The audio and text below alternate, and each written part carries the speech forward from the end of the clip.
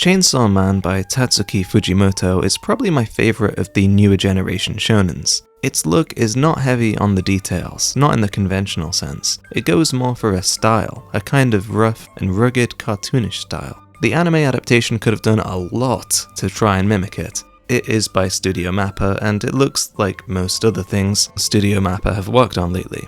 Though the movie does look insane. I cannot wait for the movie to come out. The lines here are thick and uniform. They lack the varying gradient of thickness that's used often to mimic that physical quality of pen on paper. It's a manga made digitally, and Fujimoto embraces it. The great strength of the digital format is the possibility to correct your drawing as many times as necessary until you find the perfect line. And with the current tablets, you can feel sensations similar to the real thing. I don't have any nostalgia for the paper and pen. Good for you, Fujimoto. The covers are like big, bright bubblegum wrappers. They have all the exaggerated swagger of a Japanese teen. Fujimoto's art isn't one of the best out there. He says he struggles a lot with it. When I see a good artist, it makes me think that they must be cheating somehow, like they got to redo their life or something, or else it wouldn't be possible to achieve that level of skill. There are a few people I think of like that. Me too, man. Me too. Obviously, a big part of his art, staying in its own lane, is because he's a writer for Shonen Jump, and that weekly deadline is such a ridiculous one. Before I got serialized, I would spend my time drawing storyboards for serialization, thinking about which direction to take the story, and I had no time to improve my art. But I honestly think, despite the deadline, and despite what he thinks of his own art, he has an incredible style that he should be proud of. In a world where there's so much cookie-cutter looking series out there, he has something that really stands out.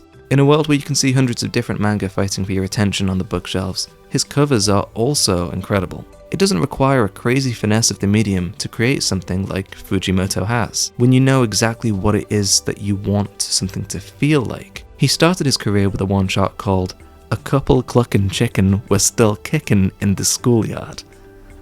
Amazing. And you can really see that even without the ability to draw that he has now, his style was always kind of there, and it's his style that's his strong suit. His other serialization that he wrote just prior to Chainsaw Man was Fire Punch, from 2016 to 2018.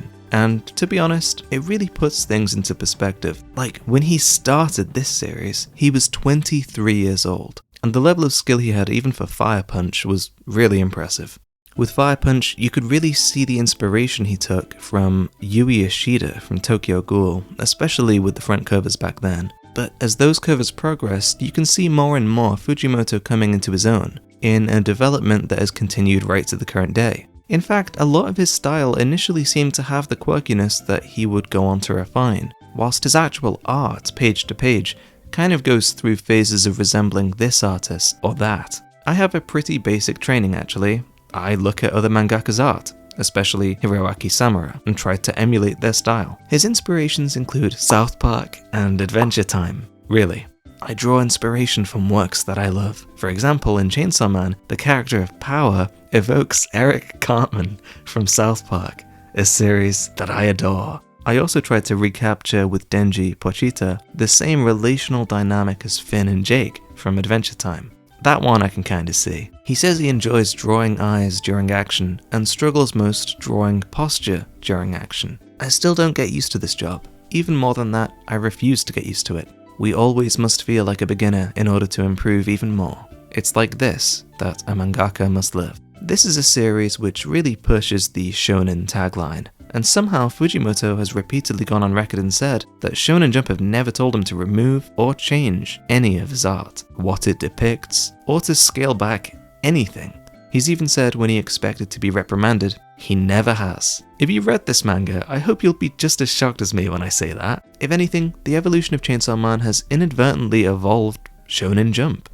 The standards of the demographic have been shifted into maybe not more mature, but certainly more graphic terrain. And of course, it wouldn't be a Japanese entertainment franchise if there wasn't a stage play. Which I bring up because even if the anime doesn't embrace the more eccentric colour palette and design, it feels like the upper production staff at Shonen Jump do. Like utilising it for the look of the stage play and even collaborating with Universal Studios Japan in Osaka for Halloween Horror Nights. The merch looks incredible, and it highlights successfully Fujimoto's look. In terms of the manga though, Fujimoto says he does not like to draw series out in terms of length. So whilst there's so much growth artistically, especially with the advent of this series, it really is just another stepping stone in his career. Probably the most important, for now at least, and with his style over substance approach, I think it's a really unique one in terms of the artistic evolution.